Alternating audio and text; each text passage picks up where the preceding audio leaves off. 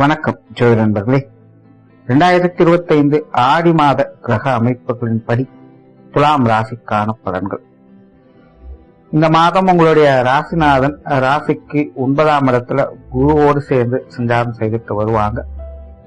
அதனால துலாம் ராசிக்காரங்க இந்த மாதம் உற்சாகத்தோடும் கலகலப்போடும் காணப்பட்டு வருவீங்க. ஏற்கனவே ராசிநாதன் அஷ்டமஸ்தானத்துல செஞ்சுட்டு வந்ததுனால துலாம் ராசிக்காரங்களுக்கு மனநிலையில ஒரு விதமான குழப்பங்களும் தடுமாற்றங்களும் சமீபகாலமாக இருந்து வந்திருக்கும். இந்த மாதம் பாத்தீங்கன்னா அந்த மாதிரியான சங்கடங்கள் விடுபட்டு வெளில வர ஆரம்பிப்பீங்க. பிரயாண விரும்பிகளாக இருப்பீங்க. சிலருக்கெல்லாம் வெளி இடங்கள்ல அதிகமாக பயணிக்க வேண்டிய சூழ்நிலைகள் ஏற்படலாம். அதே போல எந்த ஒரு காரியத்திலுமே அவசரம் இல்லாமல் நிதானத்தோடு செயல்பட்டு வருவீங்க. மனசு ஒரு அமைதி, சந்தோஷம் அப்படிங்கிறது எப்பவுமே இருக்கும். தெளிவான சிந்தனைகள் மேலோங்கும்.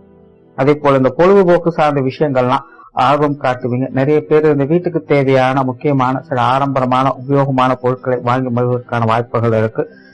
நிறைய பேருக்கு இந்த ஆடை ஆபரண சேர்க்கைகள் போன்ற விஷயங்கள் கூட இந்த காலகட்டங்களில் ஏற்படலாம். அதே போல ஆன்மீக சிந்தனைகள் மேலோங்கும். ஆன்மீக சாதனாக்கள் இருக்கக்கூடியவங்களுக்கு இந்த மாதம் ஒரு சிறப்பான மாதமாகவே இருக்கு. வெளி இடங்களிலிருந்து எதிர்பார்த்த உதவிகளை கிடைக்கப்பெற்று வருவீங்க.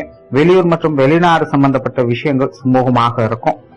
பொருளாதாரம் சார்ந்த விஷயங்கள், கொடுக்கல் வாங்கல் விஷயங்கள் இதெல்லாமே கொஞ்சம் சாதகமான நிலைகள் இருக்கும். ஏதோ ஒரு வகையில பொருள் வரவுகள் அப்படிங்கிறது உங்களுக்கு எல்லா வகையிலுமே கொஞ்சம் ஆறுதலை கொடுத்துட்டு வரும்.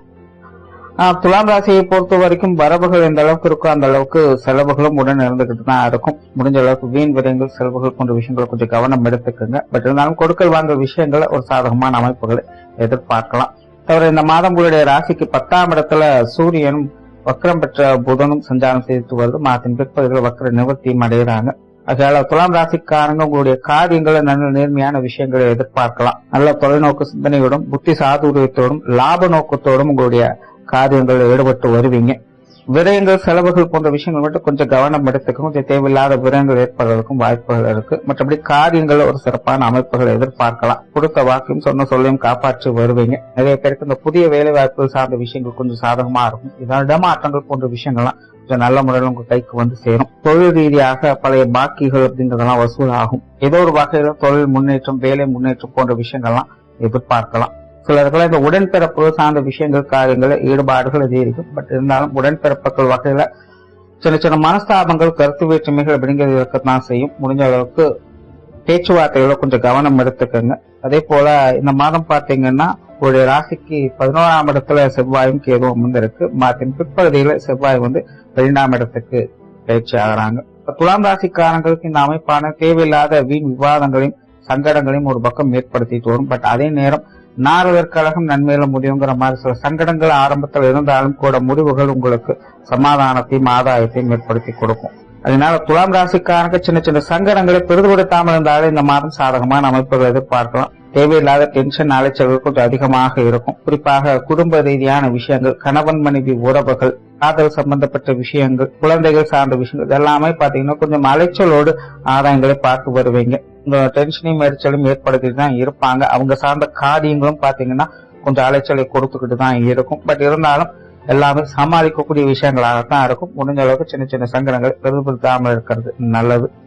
ஒரு 6ஆம் இடத்துல ராசிக்கு வக்ரசனி இருக்கிறதுனால உடல்நலம் சார்ந்த விஷயங்கள கொஞ்சம் கவனம் எடுத்துக்கோங்க. வாக்குவாதங்கள்ல ஈடுபடும் போது கொஞ்சம் கவனம் தேவை. வாகனங்கள்ல போய் வரும்போது கொஞ்சம் கவனம் தேவை. பொது விஷயங்கள் மற்றும் பொது காரியங்கள் இது எல்லாத்துலயுமே பாத்தீங்கன்னா கொஞ்சம் நிதானத்தோடு இருக்கிறது நல்லது. இந்த உணவு சார்ந்த விஷயங்களும் கொஞ்சம் கவனம் எடுத்துக்கோங்க. பாக்குறதெல்லாம் சாப்பிடணும்னு தோணும். அதிகமான பசி எடுக்கும். அதே போல பாக்குற பொருட்கள் எல்லாம் வாங்கணும் அப்படின்னாலாம் தோணும். ஆகினால் இந்த மாதிரி கொஞ்சம் இறங்குறதுக்கு முன்னாடி கொஞ்சம் யோசிச்சு செயல்படுறது நல்லது. அதே போல இந்த நண்பர்கள் வகையில கொடுக்கல் வாங்கல் விஷயங்கள், கடன் சார்ந்த விஷயங்கள் இதெல்லாமே பாத்தீங்கன்னா கொஞ்சம் அலைகளிப்புகளோடு இருக்கும். எல்லாத்துலயுமே கொஞ்சம் நிதானத்தோடு செயல்பட்டு வர்றது நல்லது. துலாம் ராசியை பொறுத்த வரைக்கும் இந்த மாதம் பாத்தீங்கன்னா சாதகமான அமைப்புகள் பல விஷயங்கள் குறிப்பா ராசினாலும் உங்களுக்கு பக்கபலமாக இருக்காங்க. பொருளாதார விஷயங்கள், காரியங்கள் மட்டும் சின்ன சின்ன தடுமாற்றங்கள், டென்ஷன் போன்ற விஷயங்கள் அவ்வப்போது வந்துட்டுதான் இருக்கும். பட் இருந்தாலுமே எல்லாத்தையுமே சமாளித்து முன்னேறக்கூடிய அமைப்புகள் இந்த மாதம் உங்களுக்கு முழுவதுமாக இருக்கு. நன்றி, வணக்கம், வாழ்க வளமுடன்.